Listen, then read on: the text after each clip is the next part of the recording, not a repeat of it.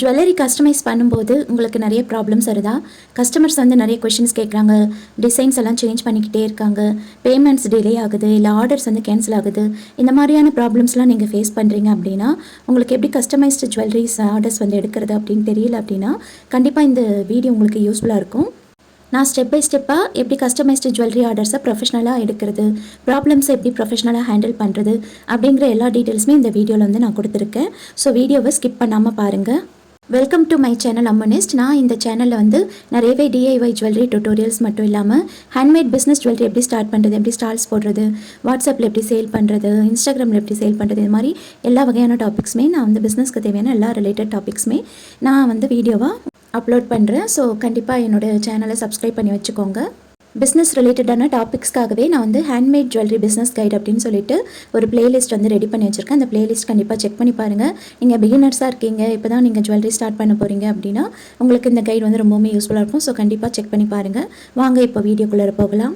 Custom ஆர்டர்ஸ்னாலே நிறைய profit வந்து கிடைக்கும் அப்படின்னு சொல்லிட்டு நிறைய பேர் திங்க் பண்ணுவோம் இல்லையா? ஆனால் ரியாலிட்டியில் பார்த்தீங்கன்னா கஸ்டம் ஆர்டர்ஸ் வந்து ஐதர் உங்களுக்கு வந்து பிராண்ட் வந்து பில்ட் பண்ணும், அப்படி இல்லைனா டெஸ்ட்ராய் பண்ணுறதுக்கான வாய்ப்புமே வந்து இருக்குது. ப்ராப்பராக எப்படி கஸ்டம் ஜுவல்லரி ஆர்டர்ஸ் வந்து எடுக்கிறதுன்னு ஸ்டெப் பை ஸ்டெப்பாக எந்த விதமான கன்ஃபியூஷனோ ஸ்ட்ரெஸ்ஸோ இல்லாமல் லாஸஸ் வந்து எப்படி வராமல் தடுக்கிறது அப்படின்னு எல்லாமே இந்த வீடியோவில் பார்க்கலாம். நீங்கள் கஸ்டம் ஆர்டர்ஸ் எடுக்கும்போது நீங்கள் எமோஷ்னலாக வந்து நீங்கள் டிசைட் பண்ணக்கூடாது. ஃபர்ஸ்ட் வந்து அது நம்மளால் பண்ண முடியுமா, அதுக்கு உண்டான மெட்டீரியல்ஸ் இருக்கா, இதெல்லாம் செக் பண்ணாமல் நீங்கள் வந்து அக்செப்ட் பண்ணக்கூடாது. இது கூடவே இன்னும் சில விஷயங்களும் நீங்கள் வந்து செக் பண்ணி பார்க்க வேண்டியிருக்கும். கஸ்டம் ஆர்டர்ஸ் வந்து அக்செப்ட் பண்ணுறதுக்கு முன்னாடி நீங்கள் என்ன மாதிரியான கஸ்டமைசேஷன்லாம் பண்ணலான்னு ஒரு லிஸ்ட் மாதிரி நீங்கள் ரெடி பண்ணி வச்சுக்கோங்க. நீங்கள் என்னென்ன பண்ண முடியாது, என்னென்னலாம் பண்ணுவீங்க அப்படின்னு ஒரு லிஸ்ட் மாதிரி ரெடி பண்ணி வச்சுக்கோங்க. அடுத்ததாக என்ன மாதிரியான கஸ்டமைசேஷனுக்கு நீங்கள் என்ன மாதிரி ப்ரைஸ் ரேஞ்ச் வந்து நீங்கள் ஃபிக்ஸ் பண்ணுறீங்க அப்படிங்கிறத நீங்கள் வந்து லிஸ்ட் பண்ணி வச்சுக்கோங்க. அதோட உங்களுக்குன்னு பேமெண்ட் ரூல்ஸ் வந்து கண்டிப்பாக செட் பண்ணி வச்சுக்கோங்க. அதாவது பார்த்தீங்கன்னா இப்போ 70% அட்வான்ஸ் வந்து முன்னாடியே நீங்கள் வந்து கஸ்டமர் கிட்டேருந்து நீங்கள் வாங்கிடணும். ஸோ அந்த மாதிரி ரூல்ஸ் உங்களுக்குன்னு வந்து நீங்கள் கண்டிப்பாக ஃபிக்ஸ் பண்ணி வச்சுக்கோங்க. அட்வான்ஸ் பேமெண்ட் வாங்காமல் நீங்கள் வந்து கண்டிப்பாக ஸ்டார்ட் பண்ணக்கூடாது. இப்போ கஸ்டமர் வந்து உங்ககிட்ட கஸ்டமைசேஷன் பண்ண சொல்லி கேட்குறாங்க அப்படின்னா உடனே வந்து ஓகே வி கேன் டூ அப்படின்னு சொல்லிட்டு உடனே சொல்லக்கூடாது. உடனே ரெஃபரன்ஸ் இமேஜ் அனுப்புங்கன்னு உடனே ரெஸ்பாண்ட் பண்ணாதீங்க. அதுக்கு பதிலாக நீங்கள் ப்ரொஃபஷனலாக ஹேண்டில் பண்ணுங்கள். Thank you for contacting us. We do custom jewelry based on feasibility, budget and timeline. Please share the details below அப்படின்னு சொல்லிட்டு நீங்கள் வந்து அனுப்புங்க. இப்போ வந்து அவங்களோட பட்ஜெட் என்ன மாதிரியான அக்கேஷனுக்கு அவங்க வந்து பிளான் பண்ணியிருக்காங்க அப்படிங்கிற டீட்டெயில்ஸ் தெரிஞ்சுக்கோங்க.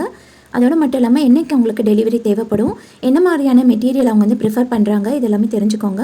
ஒரு வேளை அவங்கக்கிட்ட ரெஃபரன்ஸ் இமேஜ் ஏதாவது இருக்குன்னா அதை கண்டிப்பாக கேட்டு வாங்கிக்கோங்க.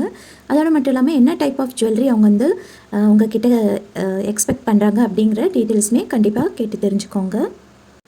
டிசைன் பற்றி ப்ராப்பராக வந்து முன்னாடியே டிஸ்கஸ் பண்ணி வச்சுக்கோங்க. அதே மாதிரி நீங்கள் ரூல்ஸும் வந்து செட் பண்ணி வச்சுக்கோங்க. ஒன்லி 1 to 2 ரிவிஷன்ஸ் மட்டும்தான் நாங்கள் அலோவ் பண்ணுவோம். ஃபைனல் டிசைன் வந்து வாட்ஸ்அப்பில் அப்ரூவல் பண்ணிவிடுவோம். ஸ்க்ரீன்ஷாட் பண்ணி நீங்கள் சேவ் பண்ணி வச்சுக்கோங்க ரெக்கார்டுக்காக. ஏன்னா நாளைக்கு வந்து மாற்றி பேசினாங்கனாக்கா அப்போது நீங்கள் வந்து ஹேண்டில் பண்ணுறதுக்கு உங்களுக்கு யூஸ்ஃபுல்லாக இருக்கும். ஏன்னா ஃபைனலைஸ் பண்ண டிசைனை திருப்பி மாற்றிக்கிட்டு இருக்க முடியாது இல்லையா? அதனால் இது எல்லாமே ரூல்ஸாக செட் பண்ணி வச்சுக்கோங்க. ஒன்ஸ் டிசைன் வந்து அப்ரூவ் ஆனதுக்கப்புறமா சேஞ்சஸ் வந்து கண்டிப்பாக பண்ண மாட்டோம்னு அவங்களுக்கு வந்து தெளிவாக சொல்லிடுங்க. அடுத்தது எப்படி வந்து கஸ்டம் ஜுவல்லரியை ப்ரைஸ் வந்து கேல்குலேட் பண்ணுறது அப்படின்னு பார்க்கலாம். இப்போ கஸ்டம் ப்ரைஸிங் வந்து எப்படி பண்ணுறதுனா material cost, time cost, design effort. நீங்கள் அந்த டிசைன் மேக் பண்ணுறதுக்காக நீங்கள் எஃபர்ட் வந்து போடுறீங்களே அந்த டிசைன் எஃபர்ட்காக சார்ஜ் பண்ணுங்கள். ரெகுலர் ப்ராடக்ட்ஸ் மாதிரி நீங்கள் வந்து ப்ரைஸ் ஃபிக்ஸ் பண்ணக்கூடாது. கஸ்டம் ஜுவல்லரினாலே உங்களுக்கு வந்து ப்ரீமியம் தான், டிஸ்கவுண்ட்காக நீங்கள் வந்து பண்ண முடியாது. மினிமம் 70% வந்து அட்வான்ஸ் பேமெண்ட் வந்து கண்டிப்பாக வாங்கிக்கோங்க. பேமெண்ட் இல்லாமல் எப்பவும் ஸ்டார்ட் பண்ணாதீங்க. We begin production only after payment confirmation அப்படின்னு கான்ஃபிடென்ட்டாக அவங்கக்கிட்ட சொல்லிடுங்க. டைம்லைன் வந்து கிளியராக அவங்களுக்கு சொல்லிடுங்க.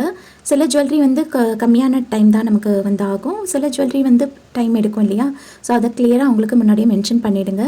ஒரு ஸ்டேஜஸ் வந்து முடிஞ்சதுக்கப்புறமா அப்டேட் வந்து நீங்கள் அவங்களுக்கு பண்ணலாம். Avoid daily messages.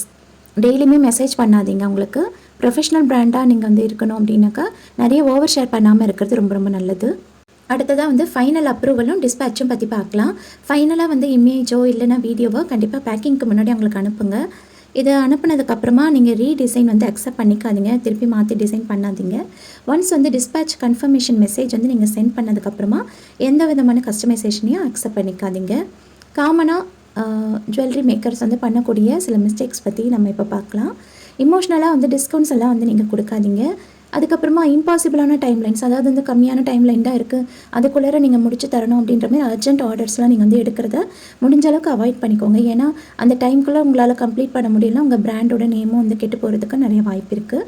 அது மட்டும் இல்லாமல் ப்ராப்பராக அவங்கக்கிட்டேருந்து எல்லா கஸ்டமைசேஷன் ரெக்குயர்மெண்ட்ஸையும் வந்து ஃபைனலைஸ் பண்ணது நீங்கள் வந்து உங்ககிட்ட ஒரு ரெக்கார்டாக மெயின்டைன் பண்ணிக்கணும். ஒரு ரிட்டன் கன்ஃபர்மேஷன் கூட நீங்கள் வந்து ஏதாவது நோட்டில் கூட நீங்கள் வந்து ஃபுல்லாக டீட்டெயில்ஸ்லாம் எழுதி அதை அவங்களுக்கு வந்து ஃபோட்டோவாக சென்ட் பண்ணி அதை அவங்க அக்செப்ட் பண்ணதையும் நீங்கள் ஸ்க்ரீன்ஷாட் எடுத்து வச்சுக்கணும். அதே மாதிரி ஃபைனலாக அந்த டிசைனை வந்து அவங்க அக்செப்ட் பண்ணிக்கிட்டாங்கன்னு மெசேஜ் அனுப்புகிறாங்க அப்படின்போது அதையுமே நீங்கள் ஸ்க்ரீன்ஷாட்டை எடுத்து வச்சுக்கணும். இதெல்லாமே ரெக்கார்டில் இருக்கணும். ஏன்னா நாளைக்கு பின்னாடி பிரச்சனைங்க வந்து வந்ததுன்னா இதெல்லாம் நீங்கள் காமிச்சு இதெல்லாம் ஃபைனல் பண்ணிவிட்டு தான் உங்களுக்கு நாங்கள் வந்து சென்ட் பண்ணுறோம் அப்படிங்கிறத நீங்கள் வந்து சொல்லலாம். ஸோ கஸ்டமரை ஹேண்டில் பண்ணுறதுக்கு உங்களுக்கு ஈஸியாக இருக்கும். இப்போது கஸ்டமர் வந்து போயிடுவாங்களோ அப்படிங்கிறதுக்காகலாம் நீங்கள் அக்செப்ட் பண்ணிக்காதீங்க. ஒரு கஸ்டமர் வந்து நீங்கள் இழக்கிறீங்க அப்படின்னு நினைக்காதீங்க. நல்ல கஸ்டமர்ஸ் கண்டிப்பாக உங்களை தேடி வருவாங்க. ஸோ ஒரு ராங் கஸ்டமரை தக்க வச்சுக்கிறதுக்காக நீங்கள் தேவையில்லாமல் டிஸ்கவுண்ட்ஸோ இல்லை நான் வந்து முடியாத விஷயங்களை ட்ரை பண்ணுறேன் அப்படின்லாம் நீங்கள் வந்து பண்ணாதீங்க. அடுத்து எப்போவுமே இந்த மாதிரி கஸ்டமைசேஷன் வந்து பண்ணுறதுக்கு முன்னாடி அவங்கக்கிட்ட மெட்டீரியல் ப்ரிஃபரன்ஸ் நம்ம கேட்குறோம் இல்லையா? அப்போ அந்த மாதிரியான மெட்டீரியல்ஸ் வந்து உங்கள்கிட்ட இருந்துட்டால் பரவாயில்ல. அப்படி இல்லைன்னா அதுக்கு டைம் எடுக்கும். இந்த மாதிரி நான் வந்து வெளியிலேருந்து ஆர்டர் பண்ணி தான் அந்த திங்ஸ் எல்லாம் வர வைக்கணும். ஸோ அதுக்கு எவ்வளோ டைம் ஆகுன்றதை கிளியராக மென்ஷன் பண்ணிடுங்க எதையுமே. ஏன்னா அதுக்கப்புறமா ப்ராப்ளம்ஸ் வந்து வந்தது அப்படின்னா ஹேண்டில் பண்ணுறதுக்கு ரொம்ப கஷ்டமாக இருக்கும். ஸோ எல்லாத்தையுமே தெளிவாக சொல்லிடுங்க. உங்ககிட்ட இல்லை அந்த ரா மெட்டீரியல்னால் அதை ஆர்டர் போட்டு வர வைக்கிறதுக்கான நாட்கள் உட்பட எல்லாமே அவங்கக்கிட்ட டிஸ்கஸ் பண்ணிவிட்டு அதுக்கப்புறமா ஆர்டர் அக்செப்ட் பண்ணி அதுக்கப்புறமா அட்வான்ஸ் பேமெண்ட்டே நீங்கள் வாங்கிட்டு அதுக்கப்புறமா நீங்கள் செய்யுங்க. நான் இப்போ சொன்ன எல்லா விஷயத்தையுமே கண்டிப்பாக ஃபாலோ பண்ணி வச்சுக்கோங்க. அப்போ உங்களுக்கு ரொம்பவுமே யூஸ்ஃபுல்லாக இருக்கும். இது மாதிரி யூஸ்ஃபுல்லான வீடியோஸ் எல்லாம் பார்க்குறதுக்கு நம்மளோட சேனலை கண்டிப்பாக சப்ஸ்கிரைப் பண்ணி வச்சுக்கோங்க. இது மாதிரி யூஸ்ஃபுல்லான எல்லா வீடியோஸுமே நான் வந்து பிளேலிஸ்ட் வந்து ரெடி பண்ணி வச்சுருக்கேன். ஸோ அதை கண்டிப்பாக செக் பண்ணி பாருங்கள். நான் யூஸ் பண்ணக்கூடிய சில ரா மெட்டீரியல்ஸ் எல்லாமே உங்களுக்கு வந்து கீழே அமேசான் அஃபிலியேட் லிங்க்கில் நான் வந்து ஷேர் பண்ணியிருக்கேன். நீங்கள் இதை கிளிக் பண்ணி பை பண்ணும்போது எனக்கு ஒரு சின்ன கமிஷன் வந்து கிடைக்கும். என்னோட சேனலையும் என்னோட ஒர்க்கையும் நீங்கள் சப்போர்ட் பண்ண விரும்புனீங்கன்னா கண்டிப்பாக அந்த லிங்க் வந்து நீங்கள் கிளிக் பண்ணி பை பண்ணிக்கலாம். உங்களுக்கு தேவை இருந்தால் மட்டும் கண்டிப்பாக வாங்கிக்கோங்க. அப்படி இல்லைன்னா வேண்டாம், பரவாயில்ல. ரா மெட்டீரியல் ஷாப் வந்து நிறைய பேர் வந்து ரெக்வஸ்ட் பண்ணுறீங்க. நிறைய ப்ராப்ளம்ஸ் இருக்கிறதுனால நான் வந்து அதை எதுவுமே ஷேர் பண்ணுறது கிடையாது. ஏன்னா வாங்கக்கூடிய பீட்ஸில் வந்து கவுண்ட்ஸ் வந்து மிஸ் ஆகுது. சில ரா மெட்டீரியல்லாம் பார்த்தீங்கன்னா குவாலிட்டி நல்லா இல்லை. ஸோ அதனால் என்னால் பர்டிகுலரான ஷாப்ஸ் வந்து என்னால் ரெக்கமெண்ட் பண்ண முடியல. சாரி. தேங்க்யூ ஃபார் வாட்சிங் this video. Please like, share and subscribe.